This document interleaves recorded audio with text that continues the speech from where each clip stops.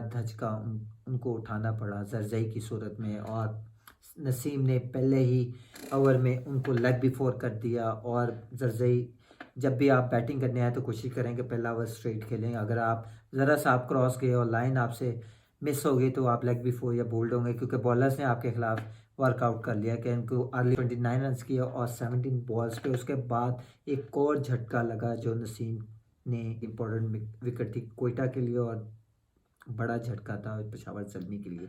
उसके बाद दो प्लेयर आए जिनका नाम है शुएब मलिक लेजेंड, और उसका साथ दिया हुसैन तलत ने। हुसैन तलत ने 51 किया और शुएब मलिक ने किया 58। तलत के बाद आए दो प्लेयरों के दरमियान, वो था सोहेल तनवीर और बेन कटिंग। इनका जो अकबर अमर एंथोनी वाली जो दोस्ती है ना, ये चल रही है कैरिबियन लीग से, और कैरिबियन लीग से ही इनका आपस में टाकरा हो रहा है, और वहीं से स्टार्ट होता हुआ पाकिस्तान तक पहुंचा। पाकिस्तान पहुंचा तो आपने सारा कुछ देख लिया होगा, और तो उसको बेन कटिंग ने बताया।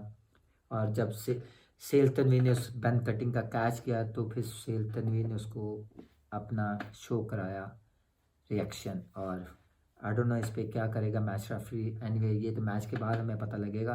बहरहाल दोनों की दोस्ती बहुत ज़्यादा, इसको बैठ के मिल के ख़त्म करें, क्योंकि इस तरह की चीज़ें लाइव कैमरा या लाइव मैच में नहीं होनी चाहिए। अगर बात करें तो बड़ा ही अच्छा खेला बेन कटिंग और हुसैन तलत की और शुएब मलिक की जो पार्टनरशिप हुई दरमियान, वो स्कोर अच्छा बना। और नाउ पेशावर ज़ल्मी ने 185 फॉर 7 और टारगेट दिया है 186 का कोयटा को। और अगर कोयटा की बॉलिंग की बात करें तो बॉलिंग में सुहेल तनवीर ने रन दिए हैं 4 ओवर्स 50 रन फॉर 9 विकेट्स। थोड़ा एक्सपेंसिव है, 12.5 की एवरेज से रन खाए। उसके बाद अगर बात करें पठान की और चीते की, और उसने आज पेस दिखाई अपनी, और पेस से ही सब बैट्समैनों को उसने सरजई को भी आउट किया पेस से ही, और इसी तरह ही सबको आउट करता रहा अपनी पेस से। उसे 4 ओवर किए 27 रन फॉर 4 विकेट्स, और उसमें 10 डॉट बॉल भी थे। उसके बाद बात करें तो खुरम की, खुरम ने भी अच्छी बॉलिंग की। ठीक है, पहला मैच खेल रहा था, पहला के दूसरा मैच खेल रहा था और एक आउट किया उसने, और उसने 40 रन दिए फॉर 4 ओवर। कोई बात नहीं, कीप इट अप, इंशाल्लाह अगले मैचेस में अच्छे परफॉर्म करोगे। और उसके बाद अगर बात करें नूर की, नूर आज थोड़ा ऑफ कलर रहा, क्योंकि उसकी मैंने जितनी भी बॉलिंग देखी बहुत ऑफ स्टंप से बाहर बाहर बॉलिंग कर रहा था। और शायद जब शुएब मलिक खेल रहा था तो वो बच रहा था कि शायद मैं स्टंप्स में बॉल करूंगा तो मुझे छक्का लग जाएगा, पर उसने सोचा कि अगर मैं ऑफ स्टंप पे बॉल करूंगा तो शायद मैं सिंगल और डबल होगी। ये उसकी स्ट्रेटजी थी, और इसी तरह इसी को लेकर वो बॉलिंग कर रहा था। उसको पता था कि अगर मैंने स्टंप्स में बॉल की तो शुएब मलिक छिक्का मारेगा, और इसी वजह से वो स्टंप पे बॉलिंग करता रहा। उसके बाद अगर मुदस्सिर की बात करें तो मुदस्सिर ने 3 ओवर किए हैं और 29 रन दिए हैं, और एक बड़ी इंपॉर्टेंट विकेट ली। 4 ओवर में 35 रन दिए पर कोई आउट नहीं मिला। स्पिनर का आउट करना बहुत ज़रूरी है। जब आपका स्पिनर आउट करता है तो दूसरी साइड की जो बैटिंग होती है वो बैकफुट पे जाती है, और इसी वजह से आज उसने कोई आउट नहीं किया, इसी वजह से 185 हो गया। अगर स्पिनर आउट करता रहेगा तो शायद 160 150 पे आउट करेंगे अदरवाइज।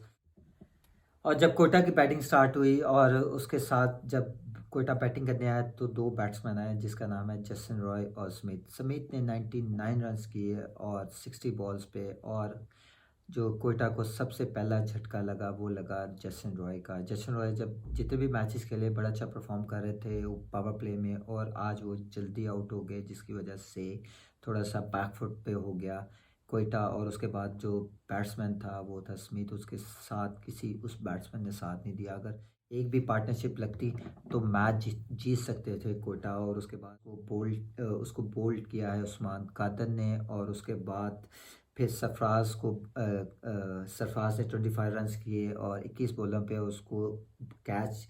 बॉलर था हुसैन तलत और कैच किया लुइस ने। एक शॉट ऐसा ट्राई करने गए थे जो मिड विकेट पे मारना चाह रहे थे, वो बाउंड्री पे कैच हो गया। उसके बाद कोई भी ऐसा बैट्समैन नहीं है वो स्मिथ का साथ दे सका। और उसके बाद 10 पे इफ्तिखार 10 रन पे आउट हो गया और उसने 11 बॉलों पे रन किए। उसके बाद उमर अकमल आए, उमर अकमल भी अंदर आया और एक ऐसा बॉल किया गया जो बड़ा ही अच्छा बॉल था, बहुत अच्छा ब्रेक हुआ और उसके बाद उतना ही अच्छा स्टंप किया हारिस ने। उसके बाद किसी बैट्समैन ने साथ नहीं दिया स्मिथ का। अगर कोई भी बैट्समैन उसके साथ एक पार्टनरशिप कर लेता, जैसे सरफराज था, सरफराज अच्छा खेल रहा था और अगर थोड़ा सा और खेलता तो शायद सिचुएशन डिफरेंट होती।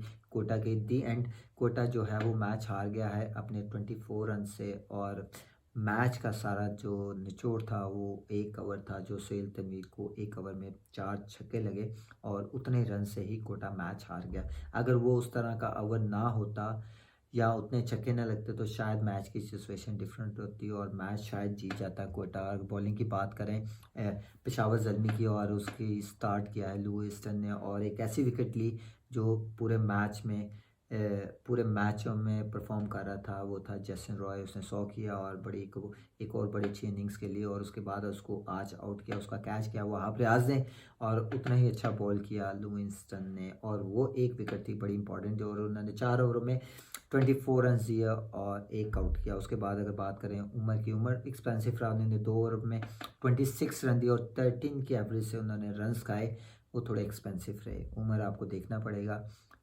इतने रन्स अफोर्ड नहीं हो सकते कि बॉलिंग में इतने रन्स खाएं। उसके बाद अगर बात करें उस्मान कादर की, तो उस्मान कादर ने बहुत अच्छी बॉलिंग की। उन्होंने 3 आउट विकेटें ली ऐसी जो बड़ी ही इंपॉर्टेंट थी किसी भी टीम के लिए। अगर मेन बैट्समैनों को आपने आउट किया है तो इसी वजह से था और उन्होंने 4 ओवर में 25 रन दिए और 3 आउट किए। उसके बाद अगर बात करें वहाब की, तो वहाब थोड़े एक्सपेंसिव रहे, 4 ओवर में ऑलमोस्ट 39 रन किए और 9.75 की एवरेज से रन के और एक आउट उन्होंने किया, कोई बात नहीं। अरशाद ने बहुत अच्छी बॉलिंग की, उन्होंने 37 रन दिए, 2 आउट किए, ये भी थोड़े एक्सपेंसिव है, ये भी 9.25 की एवरेज से रन खाते रहे। बात करें हुसैन तलत की, हुसैन तलत ने आउट किया जो कोयटा का कप्तान था सरफराज अहमद और ये भी बड़ी इंपॉर्टेंट विकेट थी और सरफराज ने पिछले मैचों में बहुत अच्छी परफॉर्मेंस दे रहा। उसके बाद बॉटम लाइन ये है कि कोयटा जो है वो एक ओवर में जो 4 छक्के खाए थे उसकी वजह से ही मैच से बाहर हो गया और उसी रन से मैच हार गया कोयटा। वो था सोहेल तनवीर का वो ओवर जो बेन कटिंग ने एक ओवर में 4 छक्के मार के 24 रन किए और 24 रन से ही मैच हार गया। आने वाले मैचेस बड़े इंपॉर्टेंट हैं और पेशावर ज़ल्मी जो है वो चला गया है अप और वो आ गया है नंबर 4 और 5 पे आ गया है कोयटा। आने वाले मैचेस बड़े इंपॉर्टेंट हैं इन दोनों टीमों के लिए क्योंकि कराची तो ऑलरेडी टूर्नामेंट से बाहर हो गया पर वो मैच खेलेगा ज़रूर, अच्छा फिनिश करना चाहिए। तो कोई बात नहीं, इस पार्ट ऑफ गेम ऐसा होता है कि जब आपका टाइम नहीं होता तो सारी चीज़ें आपके अगेंस्ट जाती हैं। वही हुआ कि पूरे के पूरे मैच हार गई कराची और आने वाले मैच 2 टीमों के लिए बड़े इंपॉर्टेंट है, वो है पेशावर ज़ल्मी और कोटा। कोटा अपने नेक्स्ट मैच प्ले ऑफ के लिए और good luck, well done Peshawar Zalmi, अच्छा खेलें, जीते आप मैच, गुड लक, रेस्ट करें और इन्जॉय करें अपनी जीत को। इंशाल्लाह नेक्स्ट वीडियो के लिए इजाज़त दें इंशाल्लाह। Thank you so much for watching me, अल्लाह हाफिज़।